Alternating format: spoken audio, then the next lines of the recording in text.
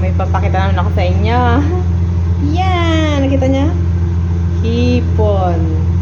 Magsisigang ako ng hipon. At alam niyo ba kung paano? Special to. Tingnan niyo. Guys, bawang, luya, saka sili.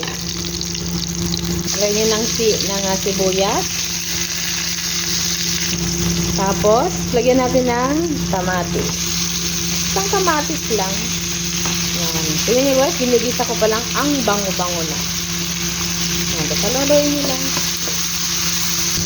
Yan guys, tingnan niyo. Luluto na yung aking bawang, sibuyas, luya, at kamatis. Ngayon, pag malambot na yan, meron akong ipapakita sa inyo. Sa inyo kung ano yung nagpapasarap sa sanigang na hipon ko. So guys, kita niyo yan? Tubig.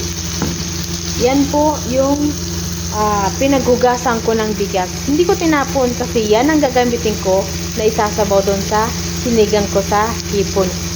I-try nyo guys kasi talagang basta ito magatas-gatas siya, malinamnam. Yan po. Kaya huwag yung basta-basta tatapon yung sabaw ng bigas nyo. Yan ang isasabaw natin sa ating sinigang. Yan guys. Okay na siya. Luto na lahat. Ngayon sasabaw na po natin siya ng sabaw ng bigas. Yan. Kayo nang bahalang magtansya kung hanggang anong sabaw na gusto nyo. Tapos pakukuloyin lang po natin siya. Mamaya ihulog natin yung hipon. Luto na guys yung akin niluluto. Tignan nyo. Kumukulo na po yung tubig ko. Ito naman po yung hipon ko. Kaya ihulog na po natin sa tubig na sinigang. Yun. Ganon. Yan. Haluin nyo lang guys para to. Yun na malubog lahat. Tapos ngayon lalagyan natin siya ng tamarind.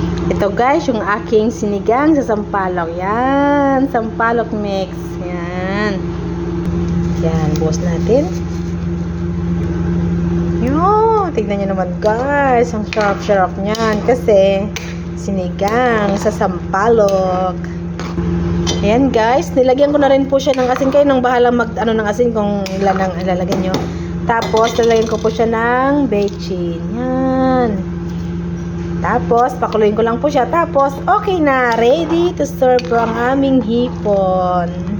Yan guys, yan. Naglalaway na ako. Tikman nga natin.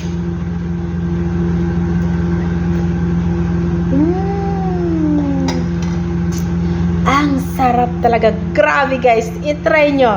Yung sabaw ng bigas, yun ang gamitin yung pangsigang. Lagyan nyo ng sinigang mix. Perfect. Kaya guys, yan po yung aking mga ipapakita sa inyo, no, isi-share na tips kung paano pasarapin ang sinigang na hipon.